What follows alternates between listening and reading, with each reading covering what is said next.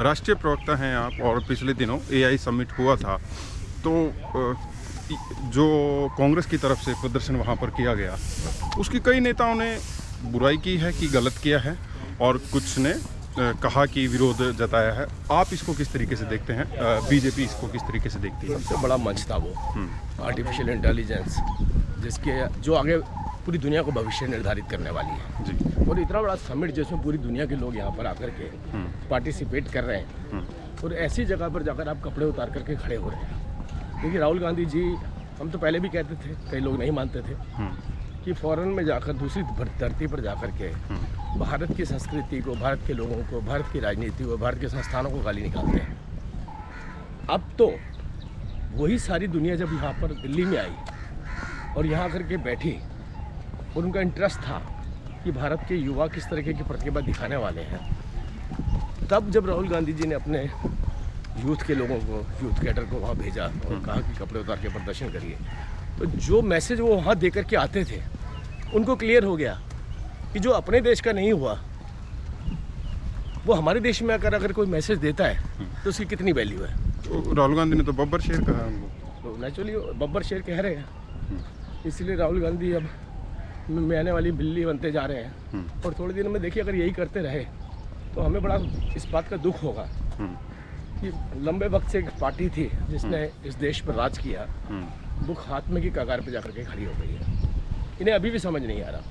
हमें भी एक विपक्ष चाहिए, हमें भी चाहिए कि एक पॉलिटिकल पार्टी जो देशव्यापी पार्टी हो वो देश में रहनी चाहिए। ये तो खुद ही सुसाइड करने में लगे। लेकिन वो तो आरोप लगाते हैं ना कि संसद में विपक्ष को बोलने नहीं दिया जा रहा, नेता प्रतिपक्ष को बोलने नहीं दिया जा रहा। उसके बाद हंगामा काफ़ी हुआ, प्रधानमंत्री को भी बोलने नहीं दिया गया। 4 से 5 लाख रुपया प्रति मिनट, ध्यान दीजिएगा, प्रति मिनट संसद का, इस देश की गाड़ी कमाई का संसद में खर्च होता है जब सेशन चलता है।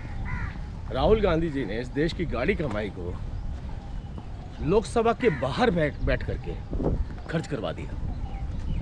जो मुद्दे अंदर डिस्कस करने थे उनको सदन के अंदर ना डिस्कस करके बाहर खड़े होकर नारेबाजी कर दी। किसका पैसा गया? देश की जनता का गया। अगर आपके पास अच्छे मुद्दे थे तो आप आते, हम आपके साथ चर्चा करते हैं। जब से सेशन चले पीछे, आप ध्यान दीजिए, जिस दिन सेशन शुरू होता है उस दिन बाहर होते हैं जी, हम अंदर होते हैं। हम इनको इनवाइट करते हैं। देश के प्रधानमंत्री जी ने एड्रेस करना था, ये वॉकआउट करके जिस प्रश्न को आप उठा रहे हो उसको सुनने के लिए तो वहाँ बैठिए जी, ये वो सुनने के लिए भी वहाँ नहीं बैठे। तो इससे अंदाजा लगाइए कितने सीरियस हैं ये। और ये सबसे बड़ा, प्रति मिनट की बात कर रहा हूँ मैं, 4 लाख रुपए, 5 लाख रुपए प्रति मिनट जी। सोचिए कितने दिन चलती है, कितना पैसा खर्च होता है उसके लिए। बिल्कुल। और इस पैसे की बर्बादी किसने करवाई? आप लोगों ने अपने पर्सनल पॉलिटिकल सर्वाइवल के लिए। लेकिन वो तो कहते हैं ना कि मौका ही नहीं देते बोलने का, स्पीकर ही नहीं मौका देते। सारा दिन तो बोलते रहते हैं, मैंने कभी उसको चुप बैठे देखा नहीं है। लेकिन जब मुंह खोलते हैं तो गोबर करते हैं, तो ये एक बहुत बड़ी दिक्कत है।